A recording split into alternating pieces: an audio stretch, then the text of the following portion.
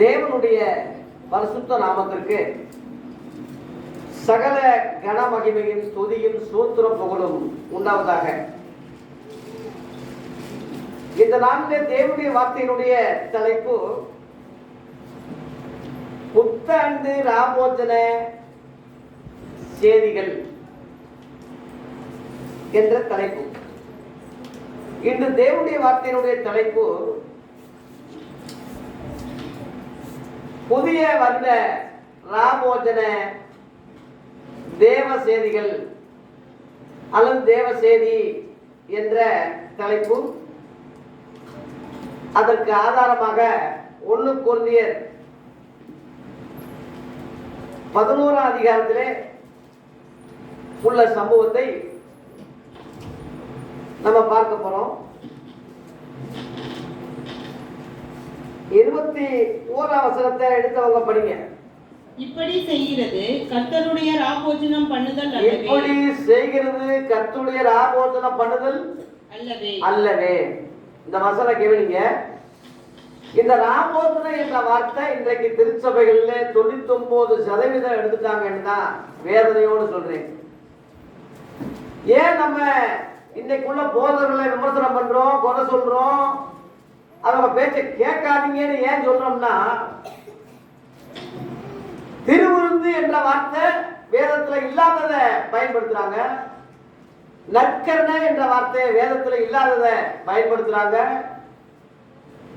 இன்னும் என்னென்னமோ பேர்களை செஞ்சு வேதாகமத்தில் உள்ள வசனங்களை வெளியே போட்டு வெளியில உள்ளதெல்லாம் உள்ள போட்டக்கூடிய ஒரு அவல நிலைமை இருக்கு.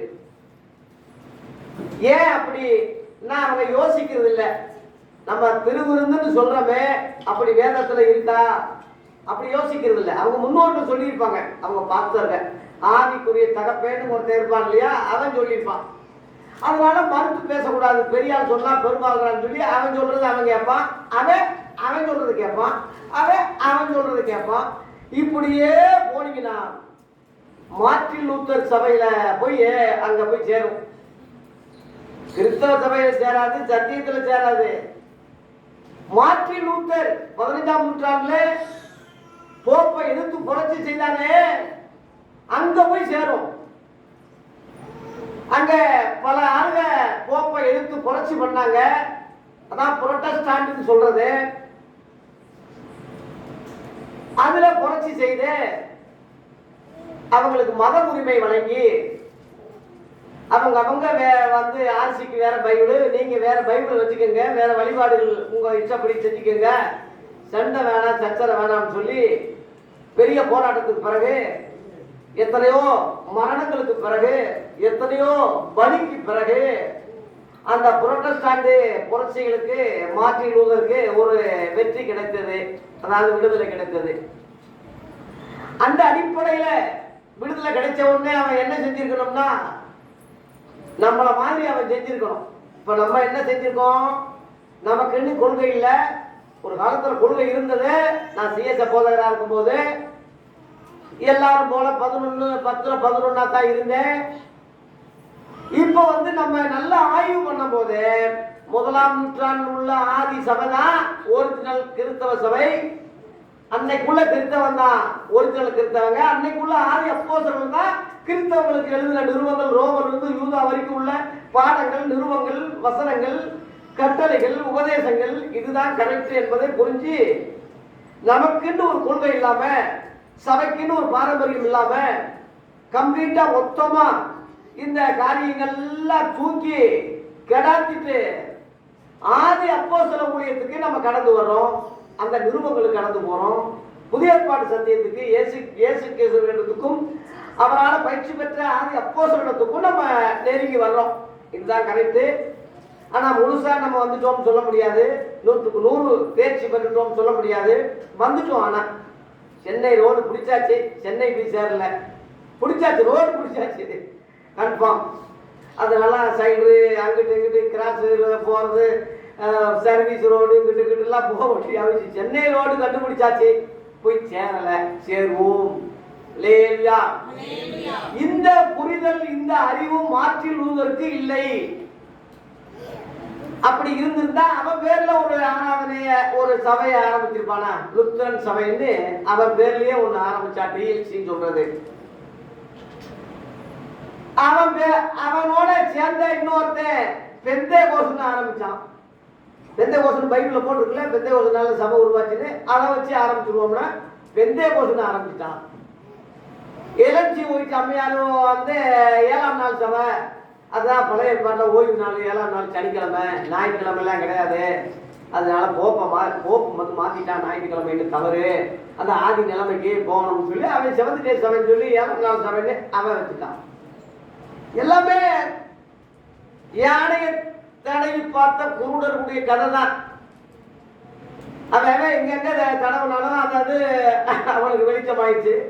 எது வசனமோ அதை பிடிச்சிக்கிட்டான். கிறிஸ்தவ ஊழியம் மாதிரி அவன் ஆரம்பிச்சுட்டான். இதுதான் அந்த ஸ்தாபனங்கள்ல உள்ள நிலைமை. செவன்த் டேலேருந்து யெகோவா சாட்சிகள் பிரிஞ்சிச்சு. அந்த பெந்தேகோஸ்திலிருந்து பெந்தேகோஸ்துன்னு ஒன்று பிரிஞ்சு 19ஆம் நூற்றாண்டுல சுலோட் பெந்தேகோஸ்து அப்படி சொல்றது. சுலோட்ல இலங்கையில இந்த மாதிரி மாரநாதா சபை அங்க இருந்து பிரிஞ்சு நம்ம ஹென்றி ஐயா ஒருவர் அவரு அதை ஆரம்பிச்சாரு. அப்புறம் ஏஜி சபை நம்ம வந்து அது என்னது கணக்குப்புள்ள வலசை செங்கோட்டை பக்கத்துல, நம்ம தமிழ்நாடு செங்கோட்டை பக்கத்துல ஒரு ஊரை ஆரம்பிச்சாங்க. மதுரை மெயினா இருப்பதுனால மதுரையில அதை மெயினா வச்சு ஒரு சபையை ஆரம்பிச்சாங்க. ஃபர்ஸ்ட் அசம்பிளி, அதுக்கு பேர் காலவாசல் இருக்குயா. முத ஆரம்பிச்சதுனால ஃபர்ஸ்ட் அசம்பிளி, முதல் அசம்பிளி அப்படின்னு அர்த்தம். அதுக்கு முன்னாடி இந்தியன் தேவ சபை நம்ம ஜே ரோடுல அந்த படித்துறை ஸ்டாப் பக்கத்துல இந்திய தேவ சபைன்னு ஒரு இருக்கு. அதான் பெந்தேகோ சபையே அங்கதான் இருந்து சச்சாப் காடு. அங்க இருந்து ஒரு மோதிர பிரச்சனையில பிரிஞ்சு இங்க சச்சாப் காடுன்னு எங்க ஆரம்பிச்சிட்டாங்க. சுடுகாடு இடம், அந்த இடம் வந்து சுடுகாடு, இந்த பைபிள் காலேஜ் வச்சு சுடுகாடு இடம் வந்து ஓட அங்க ஆரம்பிச்சு ஜெயராஜ்னு ஒரு ஐயா, அவர் தான் தலைவர். அப்புறம் ராஜாமணி, அப்புறம் ஆதாம் துறை, இவங்கெல்லாம் நமக்கு ரொம்ப பழக்கம். ஜெயராஜ் ஐயா ரொம்ப பழக்கம் இல்லை, ராஜாமணி ஐயா, ஆதாம் துறை நமக்கு ரொம்ப நண்பர்கள். அந்த அளவில் பழக்கம் எனக்கு. அவங்க பஸ் அசம்பிளியில ஆரம்பிச்சாங்க. அவங்க தான் தலைவர். உதாரணம் சொல்றேன் இந்த மாதிரி. அப்புறம் கிருபாசனை காஞ்சிராக்கோடு அங்க ஆரம்பிச்சாங்க.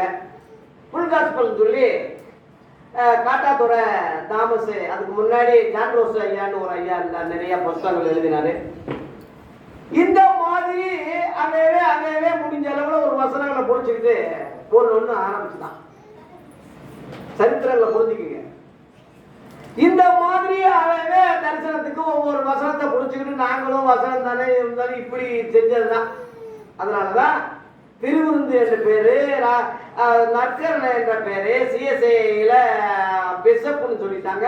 அவன் போப்புக்கு எதிராக ரெவரண்ட்னு சொல்லிட்டாங்க. இப்படி ஏகப்பட்ட அளவுல வந்துச்சு ஸ்தாபனங்கள். 15ஆம் நூற்றாண்டு பிறகு சொல்றேன். இவைகள் முழுவதும் இயேசு கிறிஸ்துவால ஏற்படுத்தப்பட்ட சபைகள் அல்ல.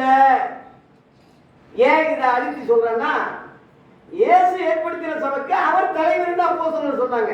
கொலோசியர் 2:10 சர்வத்துக்கும் அதிகாரி இயேசு, சர்வத்துக்கும் தலைவர் இயேசுன்னு சொல்லி இயேசுவ தலைவரா அந்த சபையில வச்சிருந்தாங்க. ஆதி சபையில படிக்க அந்த வசனத்தை. கொலோசியர் 2:10. மேலும் சகல துரைத்தனங்களுக்கும் அதிகாரங்களுக்கும் தலைவராய் இருக்கிற அவருக்குள் இயேசு கிறிஸ்துவுக்குள். அதனால அவர் தான் முதல்வர். அதுல கொலோசியர் 1:18 படிக்கல, 1:18 அதுலயே அவரே சபையாகிய சரீரத்துக்கு தலையானவர். அவரும் இல்ல, அவரே அப்படி எழுதுங்க. அவரே சரீரத்தமாகி சபைக்கு தலையானா தலைவர், தலை. எல்லாவற்றிலும் முதல்வராய் இருக்கும்படி. எப்படிங்க எல்லாவற்றுக்கும் முதல்வர்? இப்ப தமிழக முதல்வர் சொல்றோம் இல்லையா? அதுபோல உலகத்துக்கே முதல்வர் இயேசு கிறிஸ்து. அவரே ஆதியும், அவரும் இல்ல, அவரே ஆதியும், மரித்தோரிலிருந்து எழுந்த முதற் பேருமானவர். அல்லேலூயா. ஏன் அவரை தலைவரா ஆதி சபை ஏத்துக்கிட்டுச்சுன்னா, எப்பயுமே உயிரோடயே இருக்காரு. ஒரு தலைவர் செத்துட்டா இன்னொரு தலைவர் ஏற்படுத்தலாம். ஆனா இயேசுவாகிய தலைவர் சொல்றாரு, மரித்தேன் உண்மைதான், ஆனா சதா காலம் உயிரோடு இருக்கேன்னு சொல்றாரு. உயிர் தெரிந்தவர் அப்புறம் சாகல, உயிரோடனே இருக்காருயா. அதனால புரட்சி தலைவர், ஒப்பற்ற தலைவர், சர்வத்துக்கும் அதிகாரி தலைவர், அந்த மாதிரி தலைவர் தான் நமக்கு தலைவரா இருக்கணுமே தவிர, செத்து போற நாதாரிகளை, நாட்டை மறுத்த, பொய் பேசுகிற, அரசியல் நடத்துகிற ஆளுகளாயா நமக்கு தலைவர்? ஜாதி வரி முடிச்சவனா நமக்கு தலைவர்? நீங்களே யோசிங்க கிறிஸ்தவர்களே. ஆகவே இவர்கள் எல்லாம் நம்ம உதறி தள்ளிட்டு ஆதி சபைக்கு, ஆதி அப்போஸ்தல ஊழியத்துக்கு, 1ஆம் நூற்றாண்டுக்கு உங்களை அழைச்சிட்டு போறேன். நானும் உங்களோட வர்றேன், என்னோட நீங்களும் வாங்க. அவங்க என்ன சொன்னாங்கன்னா, 1 கொரிந்தியர் 11:1, நான் கிறிஸ்துவை பின்பற்றுவது போல நீங்கள் என்னை பின்பற்றுங்க. என்னையா பின்பற்றணும்னு கீழே நீங்க படிச்சீங்கன்னா, ஸ்திரீக்கு தலை புருஷன், புருஷனுக்கு தலை கிறிஸ்து, கிறிஸ்துவுக்கு தலை தேவன். ஸ்டெப்பா கொண்டு வந்தாங்க. தலைன்னா தலைவர். ஆகவே தேவ பிள்ளைகளே, ஒரு புருஷனுக்கு ஒரு பெண்ணு அடங்கி எப்படி இருக்கோ, கீழ்பட்டு எப்படி இருக்கோ, அடங்கி எப்படி இருக்கோ, மரியாதை கொடுத்து அன்பு செலுத்தி எப்படி இருக்கோ, அதுபோல மணவாட்டி திருச்சபை ஆண்டவராகி இயேசு கிறிஸ்துவை மணவாளனாக ஏற்றுக்கொண்டு, தலையாக ஏற்றுக்கொண்டு, கீழ்ப்படிந்து அடங்கி இயேசு என்ன சொல்றாரோ அதன்படி செய்யக்கூடிய அளவுல இருக்கிற திருச்சபை தான் மணவாட்டின்னு சொல்றது. விளங்குதோ விளங்கலையோ, புரியுதோ புரியலையோ, ஒன்னும் விளங்க அறிவு பூர்வமா தெரியணும்னு அவசியம் இல்லை. சொல்ற ஒரு புருஷன் கேட்போம், சொல்ற ஒரு புருஷன் இல்ல, ஏன் புருஷன் அவர் சொல்றது கேட்போம். அதான் ஒரு நல்ல மனைவிக்கு அடையாளம். எல்லா விளக்கங்கள்லாம் சொல்ல முடியாது. அதுபோல ஆண்டவராகி இயேசு கிறிஸ்து என்ன சொன்னாலும் கீழ்ப்படுகிற குணம் தான் திருச்சபைக்கு உள்ளது. அவர் சொல்றது விளங்குதோ விளங்கலையோ, புரியுதோ புரியலையோ, புத்திக்கு எட்டாம கூட இருக்கலாம். உதாரணமா காணா ஒரு கல்யாணத்துல திராட்சரசம் இல்ல, என்ன செய்யுதுன்னு அந்த அம்மா கேட்கிறாங்க. இயேசு சொல்றாரு, ஏம்மா என்கிட்ட எழுதி சொல்ற, உனக்கு எனக்கு என்ன, நீ சொல்றது நான் செய்யணுமா? உன் வேலையை பார்த்துட்டு போன்னு சொல்லும் போது அந்த அம்மா பேசாம எல்லா வேலைக்காரங்களும் கூப்பிட்டு, ஐயா எல்லாம் வாங்க, அவர் என்ன சொல்றாரோ அதன்படி செய்யுங்க. என்கிட்ட எங்களுக்காக வேண்டிக் கொள்ளும் மரியாதைன்னு இன்னைக்குள்ள ஆளுங்க வர்ற மாதிரி அன்னைக்கு வந்திருப்பாங்க போட்டுக்கு. அதனால நாம வேண்டிக் கொள்றதுனால ஒரு பிரயோஜனம் இல்லை, அவர் கேட்க மாட்டேன்னு சொல்றாரு. அவர் சொல்றதை நீ கேளு, என் மூலமா வராத, அவர்கிட்ட டைரக்டா நேரடியா போன் சொல்லி நல்ல ஒரு மரியாதை அம்மா, அந்த அம்மா மேல குறையில சொல்லிட்டாங்க. ஏசு என்ன சொல்றாரு, ஜாடி எடுத்து வை வைக்கிறாங்க, தண்ணியை தூக்கி ஊத்துறாங்க. இது எல்லாருக்கும் மோந்து குடுன்னு சொல்றாங்க. எவனாலும் கேள்வி கேட்டானா, ஏயா நல்ல இது வரைக்கும் எல்லாம் திராட்சரசத்தை குடிச்சுக்கிட்டு வந்து ஒண்ணும் இல்லைன்னா தண்ணியை எடுத்து கொடுறாங்கன்னா அடிக்க மாட்டாங்களா இல்லையா? எவனும் கேட்கல. படிச்சவனா இருந்தா கேட்டிருப்பான், அறிவாளியா இருந்தா கேட்டிருப்பான், பேதைக அதனால ஒன்னும் கேட்கல.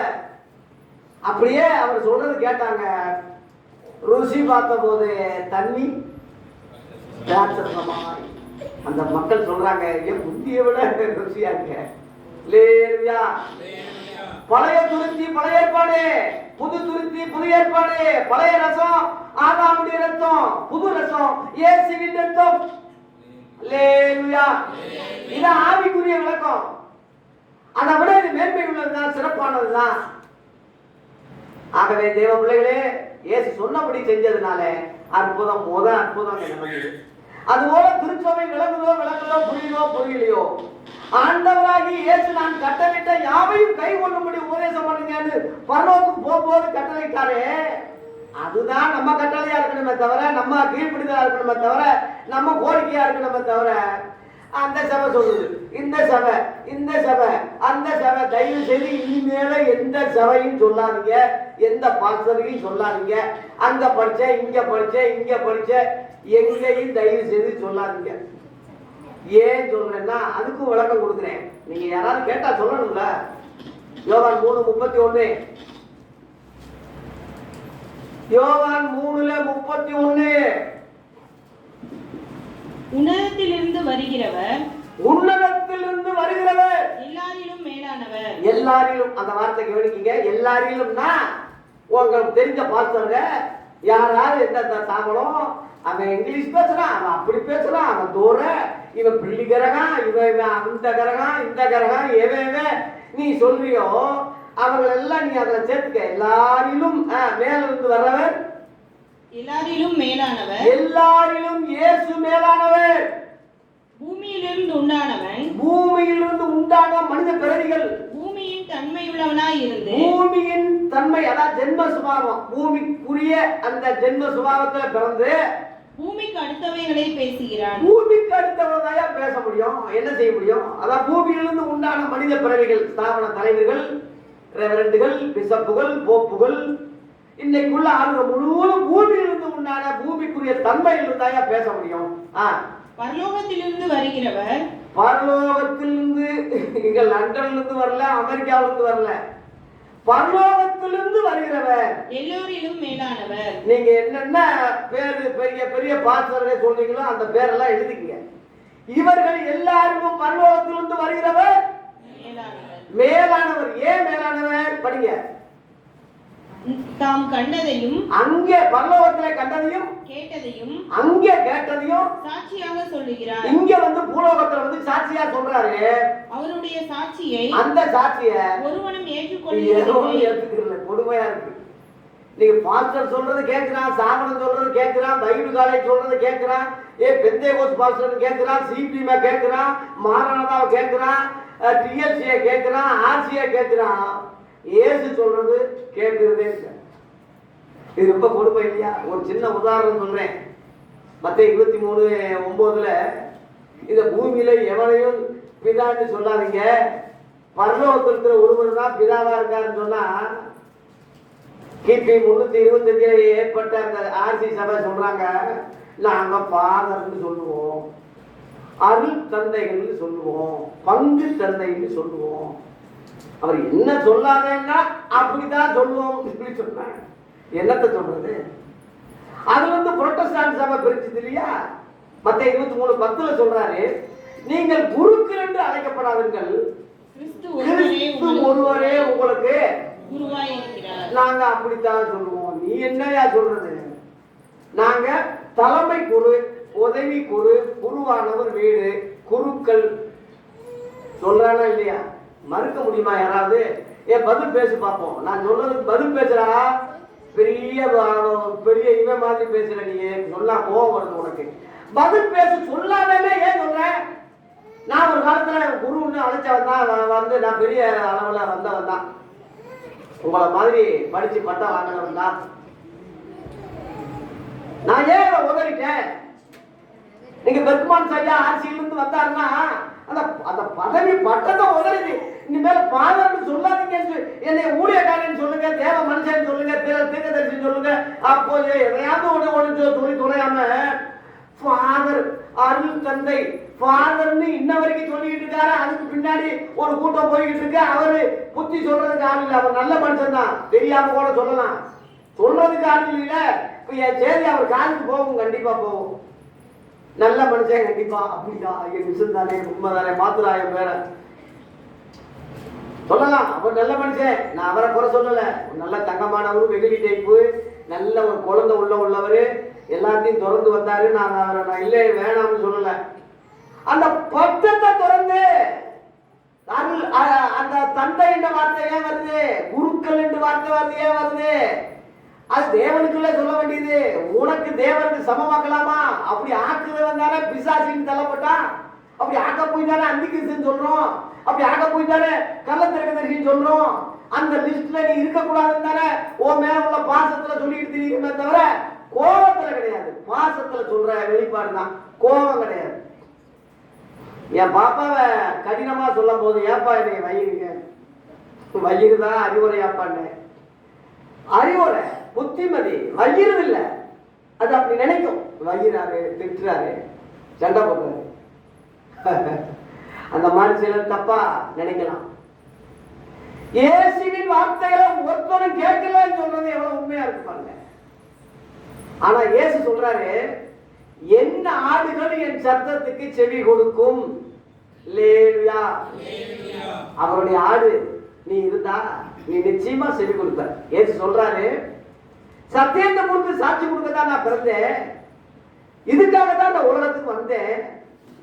சத்தியவான் எவனோ என் சத்தம் கேட்கிறான். எல்லாரும் கேட்க மாட்டான். அதுக்கு தான் காது உள்ளவன் கேட்க கடவான அடிக்கடி சொல்றது காரணம், சத்தியவான்னா உண்மை உள்ளவன்.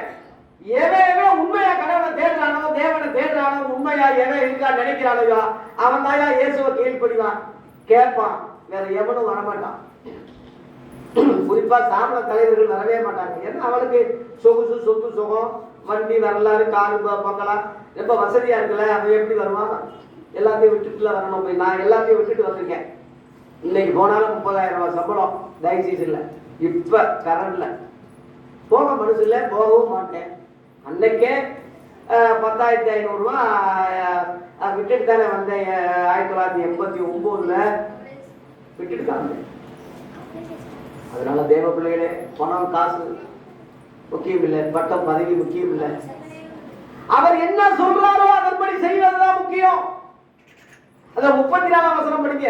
அதுல 34, யோவான் 3:34. தேவனால் அனுப்பப்பட்டவர் அவர்களை நோக்கி, இல்லம்மா, தேவனால் அனுப்பப்பட்டவர் தேவனுடைய வார்த்தைகளை பேசுறார். கேளுங்க, இயேசு பேசுறதெல்லாம் தேவ வார்த்தை. ஏன்னா அவர் தேவனால் அனுப்பப்பட்டவர். இவங்க இன்னைக்குள்ள நாதாரிக, இன்னைக்குள்ள பாஸ்டர்கள் எல்லாம் பேசுறதெல்லாம் அவன் ஸ்தாபனத்திலிருந்து அனுப்பப்பட்டான். நாம மிஷினரியா அனுப்பியிருக்கோம். ஏன்னா அவன் தானே சம்பளம் கொடுக்குறான். நாம் மிஷினரியா தாங்குறோம். இவனை நாங்க அனுப்பியிருக்கோம். ஏன்னா அவன் உபதேசம் தான், அவன் சொல்லி கொடுத்தது, அவன் பைபிள் காலேஜ்ல சொல்லி கொடுத்தது தான் இவன் சொல்லுவான். நல்லா கேளுங்க மக்களே, அவன் பாஸ்டர் சொல்லி கொடுத்தது அவன் சொல்லுவான், அவன் பைபிள் காலேஜ் சொல்லி கொடுத்தது அவன் சொல்லுவான், அவன் சாபனம் சொல்றதை அவன் சொல்லுவான். உண்மைதானே? ஒருத்தன் சொல்றான், ஏய்யா இயேசுவே கால கழுவி இருக்காரு, கழுவ சொன்னாரு, ஏன் நம்ம அதை செய்யலைன்னு சொல்லி கேட்கும் போது ஒரு ஆள் ஐயா சொல்ற, ஒரு பாஸ்டர், உண்மைதான் ஐயா, நீங்க சொல்றது உண்மைதான், வசனம் இருக்கு, கரெக்ட் தான். ஆனா எங்க ஸ்தாபனம் ஒழுங்கு அது அல்ல. எப்படி? இயேசுவை விட அவன் ஸ்தாபனம் ஒழுங்கு சரியில்லை. எங்க தலைவர் அப்படி சொல்லி கொடுக்கல. மீறினா சம்பளம் போயிடும், காசு இல்லாம போயிடும். எப்படி சிக்கல்ல போய் மாட்டிருக்கா பாத்தீங்களா? உதர்றவன் தாயா ஊழியக்காரன். ஒருவன் என்னை பின்பற்ற வர விரும்பினால் அவன் தன்னைத்தானே வெறுக்கணும். என்னடா நீங்க சம்பளம், நாளைக்கு 666 முத்திரையை தரிச்சிடுவான் ரெடியா? போலி கிறிஸ்தவன் தானே அவன், காசுக்காக மாரடிக்கிறவன். இந்த இளவு வீட்டுல அழுகிறதுக்கு தெரியாது, அதுக்காக ஒரு 2 கிழவியில கூட்டி வருவாங்க, காசை கொடுத்து ரூபாயை கொடுத்து அழுமான்னு சொல்லி. அது ஒப்பாடி அடேங்கப்பா நிஜமா அழுகிறவங்க தோத்துருவாங்க. அப்படி அழுது தங்கமே வைரமே முத்தே எவ்வளவு டெக்னிக்கல சொல்ல முடியுமோ, எதுக மோனையோட பஞ்சு டைலாக் மாதிரி அவனை ராஜாவே என்னால அதுக்குதான் வந்திருக்கு. அது போல இன்னைக்குள்ள ஊழியர்கள் ஸ்தாபனங்களை பின்பற்றாங்க, பிஷப்புகளை பின்பற்றாங்க, ரெவரண்டுகளை பின்பற்றாங்க. அவங்க தலைவர்கள், அதுக்கு ஒரு தலைவர், எத்தனையோ தலைவர் செத்துட்டான், இன்னைக்கு ஒரு சிலர் சாக போறான், இன்னொரு தலைவரான்னு சொல்லிட்டு இருக்கான். இவனை சொல்லிட்டு தெரியுறாங்க. எங்க ஸ்தாபனம் ஒழுங்கு அது அல்லன்னு சொல்றாங்க. இயேசுவின் கட்டளையின்படி செய்ய ஸ்தாபனங்கள் தடையா இருக்கு. இன்னைக்குள்ள பாஸ்டர்கள் தடையா இருக்காங்க, இன்னைக்குள்ள பிஷப்புகள் தடையா இருக்காங்க. தயவு செய்து தேவ பிள்ளைகளே, இது மனதில் வைங்க. நான் சொல்றது பொய்யனா என்கிட்ட சொல்லுங்க, நான் ஏத்துக்கிறேன். அதனால இயேசு என்ன சொல்றாரோ அதை கேட்பதுதான் அவருடைய ஆடுகள் சக்திவான்களுக்கு லட்சணம். ஆகவே அவர் என்ன சொல்றாருன்னா, அந்த நிகழ்வை ராபோஜன ஆராதனையை ராத்திரியில செஞ்சதுனால அவர் போஜனத்தை விட்டு கொடுத்ததுனாலே ரா போஜனம் என்று இதுக்கு பெயரிடப்பட்டது வேதாகமத்தின்படி. இங்கே பவுல் சொல்றான், முறை இல்லாம செய்வது கர்த்தருடைய ராபோஜனம் பண்ணுதல் அல்லவே. திரும்ப நீங்க 1 கொரிந்தியர் 11:21 பாத்தீங்கன்னா, முறை இல்லாம ஒருத்தன் சாப்பிட்டுக்கிட்டு இருக்கான், ஒருத்தன் வெறிச்சுக்கிட்டு இருக்கான், ஒருத்தன் முந்தி சாப்பிடுறான், ஒருத்தன் கன்றாவியா பார்த்துக்கிட்டு இருக்கான். தேவ சபையில இப்படி அலங்கோலமா இருப்பது கர்த்தருடைய ராபோஜனம் பண்ணுதல் அல்ல. ஆகவே இன்னைக்கு உள்ளவங்க இந்த பேரையே தூக்கணும்னால, ராபோஜனமே என்ற வார்த்தை இல்லாததுனால, கால்களை கழுவாததுனால, இயேசு சொன்னபடி செய்யாததுனால இவங்க செய்வது ராபோஜனம் பண்ணுதல் அல்ல. அப்ப என்னது? அவனே சொல்றான், திருவிருந்து. அதான் பேரை மாத்திட்டோம்ல. அவன் சொல்றான், ராபோஜனம் நான் பேரை மாத்திட்டோம்லையா திருவிருந்து. உங்களுக்கு என்ன வலிக்குது? நாங்க திருவிருந்துன்னு சொல்லுவோம், நற்கரின்னு சொல்லுவோம், மத்தியானம் செய்வோம், எப்படியோ சொல்லி தொலைஞ்சிட்டு போறோம். உலகத்துக்கு ராபோஜனம் நாங்க பண்ணல. அவன் ஒத்துக்கிறான், அவன் ஒத்துக்கிறான். இந்த ராபோஜனுடைய தன்மை என்ன, மகிமை என்ன சொல்லிட்டு நான் சீக்கிரம் முடிக்க போறேன். 1 கொரிந்தியர் 10 16-17 படிக்கும் போது பாருங்க, நாம் ஆசீர்வதிக்கிற ஆசீர்வாதத்தின் பாத்திரம் கிறிஸ்துவினுடைய இரத்தத்தின் ஐக்கியமாய் இருக்கிறது அல்லவா? நாம் பிக்கிற அப்பம், இந்த அப்பம் கிறிஸ்துவினுடைய சரீரத்தில் ஐக்கியமாய். அப்ப இந்த ராபோஜனம் சும்மா விளையாட்டு இல்ல. இயேசு கிறிஸ்துவோட இரத்தத்தோட, அவருடைய மாம்சத்தோட நம்ம ஐக்கியம் பண்றோம். இப்ப ஒரு மனைவி பஸ் நைட்ல முதல் இரவுல எப்படி புருஷனோட மாம்சத்தோட ரத்தத்தோட ஐக்கியம் கொள்ளுதோ, ஒரு உதாரணம் சொன்னேன்.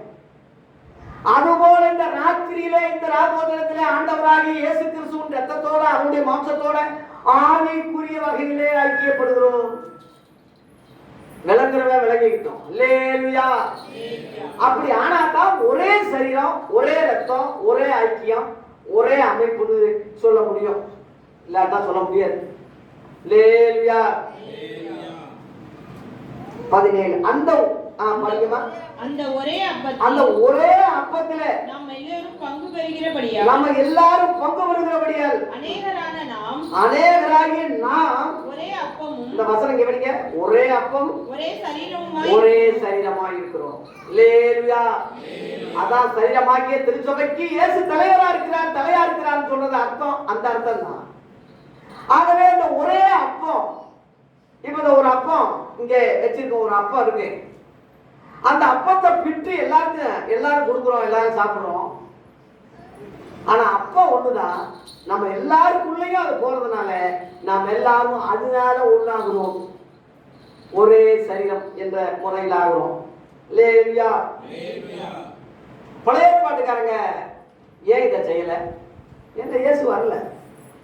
சரி, இப்பயாவது வந்த பிறகு 2000 வருஷம் ஆகுது, அவங்களும் அதை செய்யல, செய்யவும் முடியல. அவங்கள பற்றி அதிகமா பிரசங்கம் எடுத்தீங்கன்னா 99% பழைய ஏற்பாடு தான் பேசுறான். பழைய ஏற்பாடு ஊழியத்தை தான் சொல்றான், அந்த மகிமையை தான் சொல்றான், அந்த மோசே வந்தா போனா இவன் வந்தான்னு சொல்றோம். ஆனா அதுக்கு விளக்கம் பவுல் என்ன சொல்றான்? நம்ம ஏன் எதிர்மறை பேசுறோம், ஏன் நேரடியா நம்ம எதுக்குறோம்னா, பவுல் சொல்றது நான் சொல்றேன், படிங்க, கீழே படிங்க. மாம்சத்தின்படியான இஸ்ரவேலரை பாருங்கள், அதாவது யூதர்களை பாருங்க, இஸ்ரவேல் பாருங்க. இன்னைக்கு அந்த நாடு இருக்கு பாருங்க. பலிகளை புசிக்கிறவர்கள், அவங்க பலியை புசிக்கிறாங்க, பலிபீடத்தோட ஐக்கியமாய் இருக்கிறார்கள் அல்ல. அவங்க ஐக்கியம் எங்க இருக்கு? இன்னைக்கு அந்தி கிறிஸ்துவுக்கு வந்து கோயில் கட்டி கொடுக்க போறாங்க. சிகப்பு கடை ரெடி ஆயிட்டு, சிகப்பு கடை வெட்ட போறாங்க. மிருகங்களுடைய ரத்தம் ரெடியா இருக்கு. அந்தி கிறிஸ்து வந்து அவங்களுக்கு தேவாலயம் கட்டி கொடுக்க போறான். இன்ன வரைக்கும் இப்ப வரைக்கும் இஸ்ரவேல் மாம்சத்துப்படியானவங்க இன்னைக்கு இருக்காங்க. சரி, செஞ்சுட்டு போறாங்க. நமக்கு எல்லாம் பழைய ஏற்பாட்டை செஞ்சதாலே செஞ்சுட்டு போறாங்க. பவுலுக்கு விளக்கம் கொடுக்குறாங்க, கீழே படிங்க. இப்படி இருக்க இந்த மாதிரி அவர்கள் அந்த பலிபீடத்தோட ஐக்கியமா இருக்கிறதுனால விக்கிரகம் ஒரு பொருள் என்றும், அது ஒரு விக்கிரகமாக அதை நினைச்சு விக்கிரகத்துக்கு படைக்கப்பட்டது ஒரு பொருள் என்றும் விக்கிரகத்துக்கு படைக்கப்பட்டது ஒரு பொருள் என்று நான் சொல்கிறேனோ. கண்ணுக்குட்டியை வச்சு கும்பிட்டாங்க, பலிபீடத்தை வச்சு கும்பிட்டாங்க, அங்க சந்து சந்தா வெட்டி பலி செலுத்துறாங்க. அப்புறம் அஞ்ஞானிகள் பலியிடுகிறவைகளை மெஞ்ஞானிகள் அல்ல, மெஞ்ஞானிகள் அல்ல. யாரு? அஞ்ஞானிகள்னா தேவனை அறியாத உலக மக்கள்னு அர்த்தம். தேவனுக்கு அல்ல, தேவனுக்கு அல்ல, பேய்களுக்கே பலியிடுகிறார்கள் என்று சொல்லுகிறேன். பயங்கரமால அடிக்கிறாரு. எங்க பலி, எதுல பலியிடுறாங்க? அப்ப இன்னைக்குள்ள இஸ்ரவேலர்கள், இன்னைக்குள்ள யூதர்கள் பேய்களுக்கு தான் பலியிட ரெடியா இருக்காங்க. செகப்பு கிடா ரெடி ஆகி இருக்காங்க. இன்னைக்கு தேவாலயம் கட்டுறதுக்கு ஆவலா இருக்காங்க. அதுக்கு இவன் முட்டு கொடுக்குறான். இன்னைக்குள்ள கிறிஸ்தவ போதனை முழுவதும் முட்டு கொடுத்து இஸ்ரவேல் கோயிலுக்காக ஜெபிங்க, அவன் இது பண்ணுவாங்க, சிகப்பு கிடா வரப்போகுது, கோயில் கட்ட போறான். இவன் எப்படி நாயா இருப்பான்னு பாருங்க. அவன் பிசாசியோட ஐக்கியமா இருக்கான், பிசாசுக்கு பலி செலுத்துறான்னா, அவனுக்கு முட்டு கொடுக்குறான்னா, இவன் எப்படி புரிதல் உள்ளவனா இருக்கான்? அதுக்கு தானே வைய வேண்டியது இருக்கு. கிறிஸ்தவ பேரால ஏண்டா நீ ஏதாவது ஒரு வேற சபைய பேரை சொல்லிட்டு போ, இயேசுவின் பேரை சொல்லிக்கிட்டு ஏன் இந்த அநியாயத்தை செய்யற? கிறிஸ்தவனா இருக்க விடாம யூதனை ஆக்கிக்கிட்டு இருக்க, இஸ்ரவேல் ஜனங்களை ஆக்கிக்கிட்டு இருக்க, பழைய பாட்டுக்காரனை அவனை ஆக்கிக்கிட்டு இருக்கிறிய. உன்னைய ரொம்ப ரொம்ப கடுமையா உன்னை நான் வந்து கண்டிக்கிறேன். நான் ரொம்ப ரொம்ப அந்த கோபத்தை எப்படி காட்டுறதுன்னே தெரியல. பிசாசிகளோட ஐக்கியமா இருக்கான். அப்புறம் நீங்கள் பேய்களோட ஐக்கியமாய் இருக்க எனக்கு மனதில்லை. நீங்கள் எல்லாம் கிறிஸ்தவர்கள் பேய்களோட ஐக்கியமா இருக்க எனக்கு மனதில்லை. எனக்கு மனதில்லை. இந்த குட்டி பவுலுக்கு இந்த ஆத்திரம்னா அந்த ஒரிஜினல் பவுலுக்கு எவ்வளவு ஆத்திரம் இருந்திருக்கு. ரத்த சாட்சியா மறிச்சாயா, செத்தாயா? நான் எப்படி சொல்ல முடியாது? அந்த பவுலை போல பேர் வச்சிருந்தா நான் பவுலாக முடியாது. உயிரை கொடுத்தா, ரத்தத்தை சிந்தினா, பெரிய கோடீஸ்வரன் பணக்காரன் எல்லாத்தையும் விட்டுட்டு இயேசுக்காக நஷ்டம் என்று குப்பைட்டு எண்ணி இயேசுக்காகவே செத்தாயா? கிறிஸ்து எனக்கு ஜீவன், சாமி எனக்கு ஆதாயம். யார் சொல்ல முடியும்? இன்னைக்குள்ள தலைவர்கள் சொல்லதான் பார்ப்போம். பிசாசிகளோட ஐக்கியமா இருக்காங்க. சரி, இருந்தா இருந்துட்டு போறாங்க. நமக்கு என்ன பாஸ்டர், நம்ம வேலையை செய்வோம்னா கீழே படிங்க. நீங்கள் கர்த்தருடைய பாத்திரத்திலும், நீங்கள்லாம் கிறிஸ்தவங்க கர்த்தருடைய பாத்திரத்திலும் பேய்களுடைய பாத்திரத்திலும், பழைய ஏற்பாட்டிலையும் புதிய ஏற்பாட்டிலையும் கால வச்சுக்கிட்டு பானம் பண்ண கூடாது. ரெண்டையுமே ஒண்ணுன்னு நீங்க சொல்லக்கூடாது.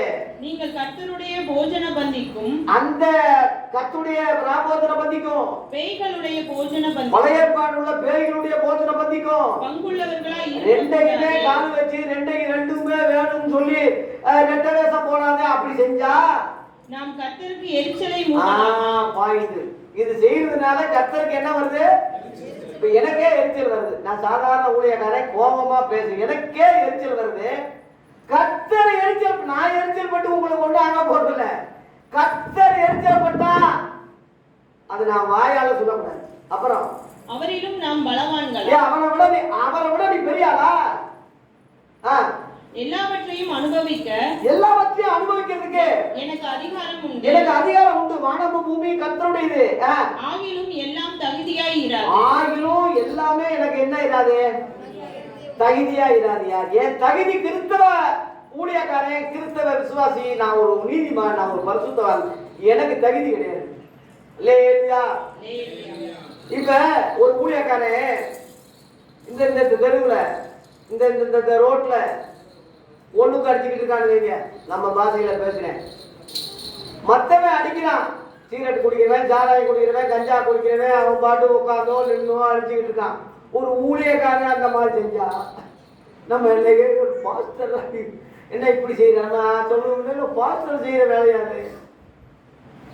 அவனுக்கு அந்த தகுதி இல்லை. ஒரு உதாரணம் சொல்றேன். அந்த மாதிரி தேவனை ஏற்றுக்கொள்ளாத அறியாத மக்கள் செஞ்சுட்டு போறான். செஞ்சு போட்டோம். பின்ன இந்த ஊர்ல திருவிழா நடக்க போகுது, அடுத்து கெடா வெட்ட ரெடியா இருக்கான், எல்லாம் செய்யறாங்க. அவங்க நம்ம குறை சொல்லக்கூடாது, நம்ம குற்றம் சொல்லக்கூடாது. ஏன்னா அறியாதவங்க அஞ்சாடிக்க பாவம், என்ன செய்ய முடியும்? குறை சொல்ல முடியாது. ஆனா ஒரு கிறிஸ்தவ அதை செய்தான்னா, ஒரு தேவ பிள்ளை அதை செய்தான்னா, ஒரு ஊழியக்காரர் அதை செய்தான்னா அதுதான் வேதனைப்படும்.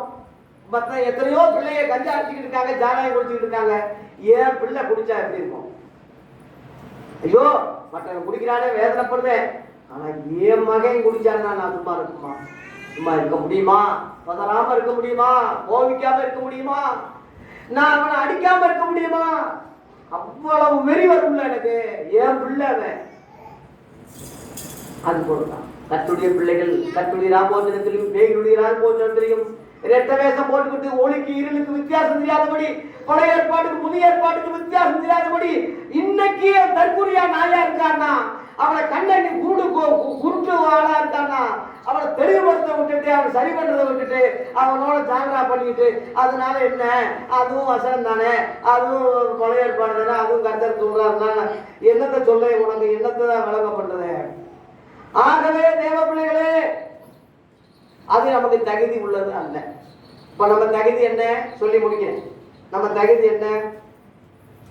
23ஆம் வசனத்திலே 1 கொரிந்தியர் 11:23 நான் உங்களுக்கு ஒப்புவித்ததை, நான் உங்களுக்கு இந்த ஒப்பிக்கிற ராபோதன ஆராதனையை கர்த்தரிடத்தில் பெற்றுக்கொண்டேன். எங்க பெற்றுக்கொண்டேன்? ஸ்தாபனத்திலிருந்து பெற்றுக்கொண்டேன்னு சொல்லல. பிஷப் கிட்ட இருந்து பெற்றுக்கொண்டேன், ரெவரண்ட் இருந்து பெற்றுக்கொண்டேன், போப் கிட்ட இருந்து பெற்றுக்கொண்டேன், ரெவரண்ட் எடுத்து பெற்றுக்கொண்டேன், என் தலைவரிலிருந்து பெற்றுக்கொண்டேன், என் ஸ்தாபனத்திலிருந்து பெற்றுக்கொண்டேன், இன்னைக்கு உள்ளவே சொல்லுவான். ஆனா அப்போஸ்தலனாகிய பவுல் என்ன சொல்றான்? நான் உங்களுக்கு என்ன சொல்றானோ அது நான் எங்க இருந்து பெற்றுக்கொண்டேன்? கர்த்தரிடத்திலிருந்து நான் பெற்றுக்கொண்டேன். நேரடி தரிசனம். அப்புறம் என்னவெனில் கர்த்தராகிய இயேசு தாம் காட்டி கொடுக்கப்பட்ட அன்று ராத்திரியிலே அப்பத்தை ராத்திரி என்ற வார்த்தையை கவனிங்க. அதனாலதான் நம்ம ராபோதனம் சொல்றோம். ராத்திரியில பகல்ல சாயங்காலத்துல ஆரம்பிச்சு ராத்திரியில முடிக்கிறோம். அந்த ராத்திரியிலே இந்த அப்பத்தை எடுத்து ஸ்தோத்திரம் பண்ணி அதை பிச்சு நீங்கள் வாங்கி புசியுங்கள், வாங்கி சாப்பிடுங்க. இது உங்களுக்காக பிற்கப்படுகிற என்னுடைய சரீரமாய் இருக்கிறது. என்னை நினைவு கூறும்படி இதை செய்யுங்கள் என்றார். சொல்றது யாரு? தேவன் மனுஷனாய் வந்த தேவகுமாரன் சொல்றாரு. படிங்க. போஜனம் பண்ணின பின்பு, அந்த போஜனம் பண்ணின பின்பு அவர் அந்தபடியே பாத்திரத்தையும் அதே போல பாத்திரத்தை எடுத்து இந்த பாத்திரம் என் இரத்தத்தினாலாகிய புதிய உடன்படிக்கையாய் இருக்கிறது. எப்படிங்க? பழைய ஏற்பாடு பழைய உடன்படிக்கை, புதிய ஏற்பாடு புது உடன்படிக்கையாய் இருக்கிறது. இதை நீங்கள் பானம் பண்ணும் போதே என்னைக்கெல்லாம் நீங்க ராபோதனம் இந்த வாரத்துல எடுங்க, அந்த வாரத்துல எடுங்க இல்ல, எப்போ எல்லாம் இப்ப 3 மாசத்துக்கு ஒரு முறை நம்ம செய்யறோம். எப்ப எல்லாம் நம்ம செய்யறோமோ அப்ப எல்லாம் என்னை நினைவு கூறும்படி இதை செய்யுங்கள் என்றார் என்று அவர் சொல்றார்.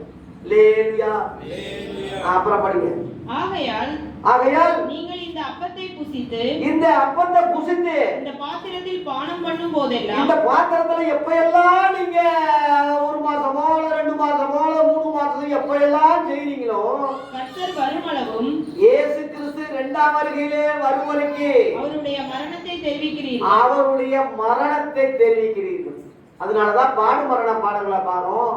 நம்ம பாடு மரணங்களை நினைவு கூறுறோம். அந்த பாட்டுகளை ஏன் பாடுறோம்னா அந்த மரணத்தை நினைவு கூறுகிறோம். அப்ப படிங்க. இப்படி இருக்க, இந்த மாதிரி இருக்க, எவன் அபாத்திரமாய் கர்த்தருடைய அப்பத்தை புசித்து, பாத்திரமா இல்லாம அபாத்திரமா ஒருவேளை இதுல நீ பங்கு பெற்றா, அவருடைய பாத்திரத்தில் பானம் பண்ணுகிறானோ, அவன் அந்த மாதிரி நல்ல மாதிரி நடிச்சு அவன் செஞ்சா, அவன் கர்த்தருடைய சரீரத்தையும் ரத்தத்தை குறித்து சரீரத்தை குறித்து குற்றமுள்ளவனாய் இருப்பான். அவன் குற்றவாளியா இருப்பான். கவனிங்க. இதை சும்மா ஏதோ பாரம்பரியமா ஏதோ மெய்யானவழி சபையில ஏதோ செய்யறாங்களா, நம்ம பங்கு வருவோம், ஏதோ ஜாலியா போவோம். தயவு செய்து அப்படி நினைக்காதீங்க. நம்ம அப்படி இல்லை, அப்படி செய்யாதீங்க. அப்புறம் எந்த மனுஷனும் தன்னைத்தானே சோதித்து அறிந்து, அப்ப என்ன செய்யணும்? எந்திரிச்சு போங்கன்னு நான் சொல்லல. உங்களை நீங்களே செக் பண்ணுங்க, சோதிச்சறிந்து இந்த அப்பத்தில் புசித்து, இந்த அப்பத்துல நீங்க புசித்து இந்த பாத்திரத்தில் பானம் இந்த பாத்திரத்துல நீங்க பானம் பண்ணுங்க. எண்ணத்தினால் எனில், ஏன் அப்படி சொல்றேன்னா, அபாத்திரமாய் போஜன பானம் தகுதி இல்லாம ஒருத்தன் போஜன பானம் பண்ணினால் கர்த்தருடைய சரீரம் இன்னதென்று நிதானித்து அறியாததுனால தனக்கு ஆக்கினை தீர்ப்பு வரும். தனக்கே ஆப்பு சொந்த காத்துல தூணிய வச்ச மாதிரி அவனே ஆப்பு வச்சுக்கிறான். போஜன பானம் பண்ணுகிறான். அவனுக்கே அவன் வேண வைக்கிற மாதிரி அவன் செஞ்சுக்கிறான். இது நிமித்தம் உங்களில் அநேகர் பலவீனரும். இதனால என்ன அப்படின்னா, பலவீனம் கவனிங்க. இதனாலதான் அநேகருக்கு கிறிஸ்தவங்க பலவீனமா இருக்கிறாங்க. வியாதி உள்ளவர்களுமாய் இருக்கிறார்கள். தீராத வியாதி, எவ்வளவு ஆஸ்பத்திரிக்கு போனாலும் குணமாகிறது இல்ல. வியாதி, அநேகர் நித்திரையும் அடைந்திருக்கிறார்கள். டேஞ்சர், செத்து போய்க்கும். போன மாசம் இருந்த என் மலர் இன்னைக்கு இல்ல. அதனால கெட்டவன் நான் சொல்லல, கத்தர் எடுத்துக்கிட்டேன். உதாரணம் சொல்றேன். போன மாசம் இதே இடத்துல இருந்த மலர் இப்ப என் மலரோட இல்லை.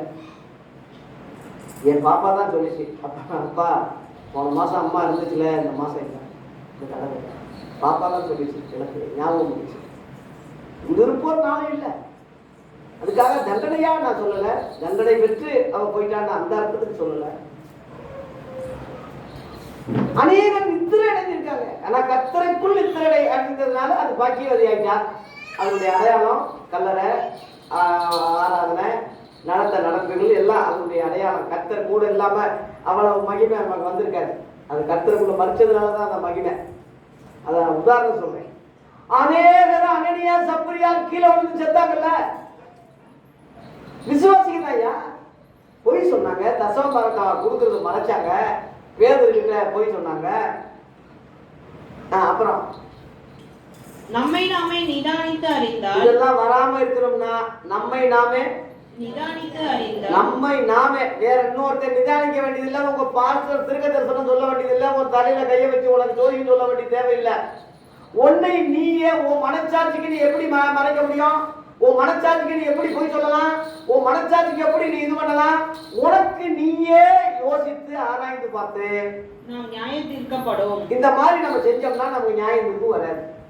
இன்னைக்கு அதுக்காக சகலப்படாதீங்க. இன்னைக்கு திருத்திருங்க. இன்னைக்கு மனத்தில் பாவங்களை மறைக்கிறவன் வாழ்வடைய மாட்டான். அறிக்கை செய்து அறிக்கை எழுதுகிறவன் கிடையாது, விட்டு விடுகிறவன் இரக்கம் பெறுவான். லேலுயா. அதனால தயவு செய்து இனிமேல என் மனைவியை அடிக்க மாட்டேன். என் புத்தி தான் என் பிள்ளைக்கு வரும். அடிக்காதீங்க, தயவு செய்து அடிக்காதீங்க. புத்தி சொல்லுங்க, அன்பா சொல்லுங்க. என் மனைவியை நான் அடிச்சதே இல்லை. இந்த என் பிள்ளை சாட்சி. ரொம்ப கோபம் வரும், ரொம்ப டென்ஷன் வரும். கெட்ட வார்த்தை பேச மாட்டேன், அடிக்க முடியாது, அடிக்க மாட்டேன். நான் சாட்சியா இருக்கேன். அடிக்காதீங்க உங்க மனைவியை. அடிச்சதுனால ஒரு மனைவி திருந்துமா? அது நினைச்சா உங்களுக்கு எது என்ன ஆகும் தெரியுமா? ஏதோ கட்டுப்பட்டு இருக்கு, ஒரு அன்புக்கு பாசத்துக்கு கட்டுப்பட்டு இருக்கு. அடிக்காதீங்க. அடிக்கிறது அராஜகம், வன்மையா நான் கண்டிக்கிறேன். பெண்கள் அடிக்காதீங்க, அடிக்காதீங்க. நீ என்ன அவ்வளவு பெரிய ஆளா? உங்களை கத்தர் அடிப்பாரு, அடிக்காதீங்க.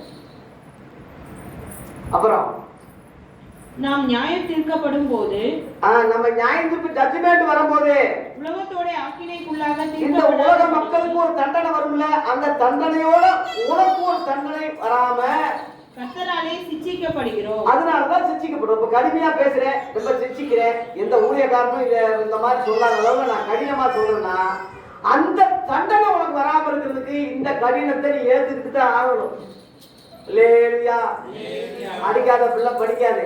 உனக்கு சங்கடமா இருக்கும் நான் பேசுறது. இந்த இதுவே சங்கடமா இருந்தா நியாயத்துக்கு நாள்ல அக்கிரம ஜெயிக்காத என்னை வீட்டுல அகன்று போகணும்னு சொன்னா எப்படி இருக்கும்? ரொம்ப அது விமோசனமே கிடையாது. இப்ப நான் சொல்றது திருத்திட்டா மாத்திக்கிட்டா கோடி புண்ணியம் நல்லா இருப்ப நீ. ஆமா நல்லா இருப்ப. தயவு செய்து இந்த சின்ன சின்ன காரியத்துக்கு கடிந்து கொள்றது உங்க மேல உள்ள பாசம் தான். தகப்பன் சிச்சியாத புத்திரன் உண்டோ? கர்த்தர் எவரிடத்துல அன்பு கூறுகிறாரோ அவனை சிச்சித்து சேர்த்துக் கொள்கிற எந்த மகனையும் தண்டிக்கிறார். சிச்சை இல்லாவிட்டா நீ வேசி பிள்ளைன்னு போட்டுருக்கு, எபிரேயர்ல போட்டுருக்கு. வேசி பிள்ளைக்கு தகப்பே கிடையாது, அதனால சிச்சை இல்லை. அது நாம கேவலமா தான் போவோம். உங்களுக்கு ஒரு ஆவிக்குரிய தகப்பன் ஏசப்பா இருக்காரு. நம்முடைய ஊழியக்காரனை கொண்டு உண்மையான ஊழியர்களை கொண்டு கடிந்து கொள்றாரு, பேசுறாரு, சிரிச்சுக்கிறாரு, ரொம்ப குத்தி பேசுறாரு. உண்மைதான். திருந்துங்க. திருந்துனா நியாயத்துக்கு நாள்ல நம்ம தப்பிச்சுக்கலாம். லேலுயா. அப்புறம் ஆகையால் என் சகோதரரே, ஆகையால் கடைசியில என் சகோதரரே, நீங்கள் போஜனம் பண்ண கூடி வரும்போது ஒருவருக்காக ஒருவர் என்ன செய்யுங்க?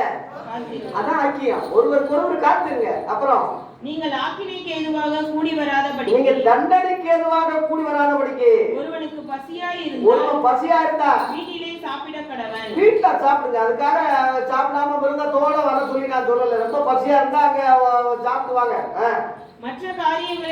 மற்ற காரியங்களை நான் வரும்போது திட்டம் பண்ணுவேன். மோசே வரும்போது இல்ல, யார் வரும்போது? அப்போஸ்தலர்கள் வரும்போது. புதிய ஏற்பாடு உபதேசம் முழுவதும் அவங்க திட்டம், அவங்க சட்டம், அவங்க யோசனை, அவங்க ஊழியர்கள். அதனால இந்த புதிய ஏற்பாடு சத்தியங்கள் முழுவதுக்கும் பழைய ஏற்பாடை இழுக்கவோ, அவன் சொல்றது கேட்கவோ, இவன் சொன்னான், அவன் சொன்னான், எஸ்ரா வந்தான், கிதியோன் வந்தான், அவன் வந்தான், இவன் யோசுவா வந்தான், ஜோசுவா வந்தான், யோசேப்பு வந்தான். அதெல்லாம் எதுக்குப்பா இங்கே சொல்றீங்க? இது வேற, இது வேற. இந்த சட்ட திட்டங்கள் வேற. நான் வரும்போது திட்டம் பண்ணுவேன். லேவியா, இப்ப பவுல் தான் செத்துட்டானே, அவன் எங்கேயா வர போறான்னா இந்த வசனம் உங்ககிட்ட வருது. லேவியா, இந்த வசனத்தை சொல்றதுக்கு நான் குட்டி பவுல் இருக்கேன். எனக்கு அடுத்து எத்தனையோ பவுல் வருவாங்க. சிவகுமார் இருக்காரு, ஐசக் இருக்கான், ஐயா இருக்காரு, எத்தனையோ பேர் எழுப்புவாங்க. நான் ஒன்றும் நான் தான் சொல்ல போறேன் இல்லை. எத்தனையோ பேரை கர்த்தர் இதை உங்ககிட்ட கொண்டு வருவார். லேவியா. ஆகவே தேவ பிள்ளைகளே, நான் செய்தியை முடிக்கிறேன். கர்த்தர் வருமளவும் அவர் மரணத்தை தெரிவிக்கிறோம். குற்றங்களை அறிக்கை பண்ணுங்க. அன்றைய கவுன்ல ஏதாவது பாவம் இருந்தா, தெரியாம தண்ணி அடிச்சுக்கிட்டு இருந்தா விட்டுருங்க. நான் எச்சரிக்கிறேன். நான் தண்ணி அடிக்கிறவே விட்டு, கோயில போடுறியா, கஞ்சா அடிக்கிறியா, தெரியாம உன் மனைவிக்கு விரோதமா, உன் புருஷனுக்கு விரோதமா யாரா இருந்தா எவனா இருந்தாலும் சரி, தயவு செய்து இன்னைக்கு மன்னிப்பு கேட்டு விட்டுருங்க. கும்பிட்டு கேட்கிறேன், விட்டுருங்க. தேவனோட போராடாதீங்க, தேவனோட பரியாசம் பண்ணாதீங்க, தேவனை எதிர்த்து அவரை ஏமாத்திடாதீங்க. அப்படின்னா எடுக்காதீங்க. கொஞ்சம் சரிபட்ட பிறகு எடுத்துக்கங்க. எடுத்துதான் ஆகணும் இல்லை. எத்தனையோ பேர் பார்த்துட்டாங்க, எடுக்காம இருந்தா கேவலம். இது உனக்கு கேவலம்னா நரகத்துக்கு போறது நல்லதா, அடி வாங்குறது நல்லதா, வியாதியா இருக்கிறது நல்லதா, திடீர் மரணம் உனக்கு வரும், அது நல்லதா? யோசனை பண்ணி பாரு. எடுக்காதீங்க. அதுக்காக எடுக்கணும்னு நான் கட்டாயப்படுத்தல. எடுத்தால் அறிக்கை பண்ணுங்க. இனிமேல் நான் செய்ய மாட்டேன் ஆண்டவரே, இன்னையோடு நான் சொல்றேன். தயவு செய்து குடும்ப ஜபம் இருக்கா உங்க வீட்டுல? குடும்ப ஜபம் இருந்தா செய்ய மாட்டீங்க. 2 பேர் புருஷன் மனைவி சேர்ந்து குடும்ப ஜபம் பண்ணுங்கப்பா. இந்த புது வருஷத்துல இருந்து நல்லா இருப்பீங்க. குடும்பம் ஜபம் இல்லாத வீடு கூரை இல்லாத வீடுன்னு ஒரு பழமொழி இருக்கு. அதனால தயவு செய்து உங்க மனைவியோட சேர்ந்து ஜெபிங்க. உங்க பிள்ளைகள் அதை பார்த்துட்டே இருப்பாங்க. அப்பா அம்மா ஜெபிக்கிறாங்க, நம்மளும் ஜபம் பண்ணுவோம். என் வாழ்க்கையில அப்படி இல்லை. நான் தோல்வி அடைஞ்சவன் தான். நான் வெற்றி வீரன் இல்லை. என் குடும்பம் நான் அப்படி ஜெயிக்கலை. நான் தோத்துட்டேன். முதல் மனைவிக்கு தோத்துட்டேன், 2வது மனைவிக்கு ஜெயிச்சுட்டேன், தோத்துட்டேன். இவங்களை எல்லாம் ஊழியக்காரியா ஆக்க முடியல. என்னால ஊழியக்காரின்னு சொல்லிக்கலாம், ஊழியக்காரியா ஆக்க முடியல. இல்லாட்டினா என் இடத்துல அவங்க பிரசங்கம் பண்ணி இருப்பாங்க, இன்னைக்கு வல்லமையாக இருப்பாங்க. நான் ஆக்க முடியல. நான் அதுல தோல்வி அடைஞ்சவன் தான், வெற்றி வீரன் கிடையாது. நீங்களும் அப்படி தோல்வி அடைஞ்சிடாதீங்க. இது யாருமே ஒத்துக்கிற மாட்டாங்க. பொதுவாக என்னை மாதிரி ஒத்துக்கிற மாட்டாங்க. கீழே விழுந்தாலும் மீசையில் மண்ணு ஓட்டலைன்னு சொல்றதுதான் காலம். நான் அப்படி இல்லை. உள்ளதுன்னு சொல்றேன், இல்லைன்னு சொல்றேன். நான் மனுஷன் தான், குறை உள்ளவன் தான். என் வாழ்க்கை தோல்வியில தான் முடிஞ்சது. நீங்க அப்படி ஆகிடக்கூடாது. வெற்றி வீரனா நிற்கணும், வசனத்துல நிற்கணும், குடும்பமும் நிற்கணும். என் குடும்ப ஜபத்துக்கு என் மனைவி ஒத்துழைக்கல, நான் என்ன செய்ய முடியும்? நானா தான் ஜெபம் பண்ணுவேன். இங்கே பாப்பா இருக்கு, சாட்சி கேளுங்க. நானா தான் டெய்லி நான் ஜெபம். ஒரு நாளாவது அவங்க அம்மா ஜெபிச்சதாக பாப்பாவை சொல்லுங்க. நான் என்ன செய்ய முடியும்? அடிக்க முடியுமா? வைக்க முடியுமா? கட்டாயப்படுத்த முடியுமா? அதனால ஜெப குறைவு ரொம்ப முக்கியம், ரொம்ப கேவலமானதான் போயிடும். ஜெபம் இல்லாவிட்டா ஜெயம் இல்லை. ஜெபம் இல்லாவிட்டா அந்த வீடு வளர்க்காதே. புருஷ மனைவி தயவு செய்து ஜெபிக்கணுங்க. இன்னொரு ரகசியம் சொல்றேன், புருஷன் ஜெபிக்கிறானோ ஜெபிக்கலையோ, மனைவி கண்டிப்பா ஜெபிக்கணும். புத்தி உள்ள ஸ்திரீ வீட்டை கட்டுகிறாள்.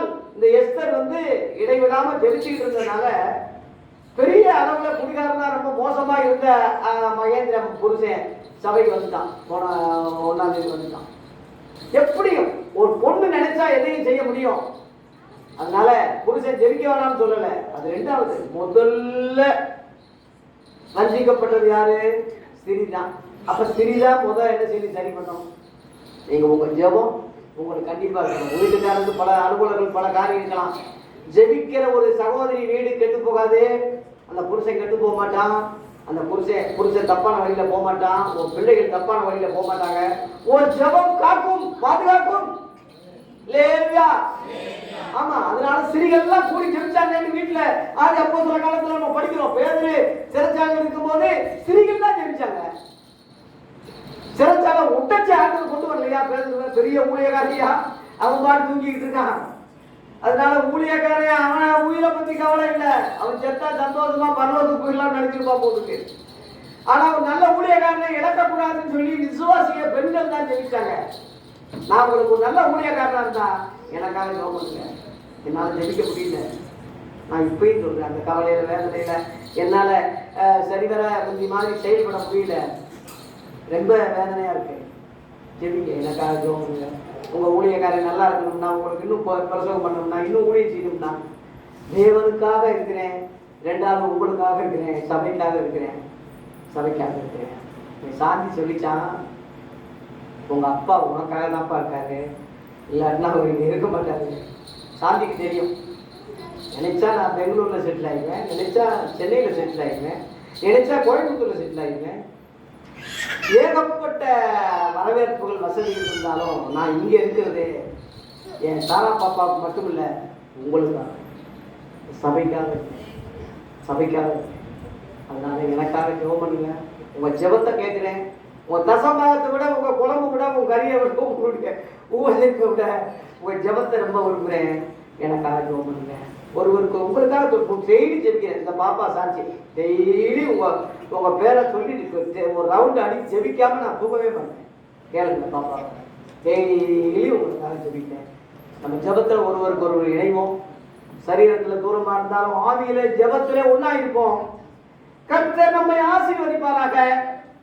புத்தாண்டு புதிய ஆண்டிலே உள்ள ராபோத்திர செய்திகள் என்ற தலைப்பிலே நான் நிறைவு செய்கிறேன். இதை பாடம் பண்ணும் போதெல்லாம் இயேசு வர்ற வரைக்கும் நினைவு கூறுவோம். ஒருவருக்கு ஒருவர் ஜெபத்தில் இருப்போம். தயவு செய்து குடும்ப ஜெபத்தை உறுதிப்படுத்துங்க. பெண்களே, உங்க ஆண்களை ஜெபிக்க சொல்லுங்க. முடியாத பட்சத்துல நீங்க ஜெபிங்க. உங்க ஜெபம் ரொம்ப முக்கியம். கர்த்தர் நம்மை ஆசீர்வதிப்பாராக. நன்றி, வணக்கம்.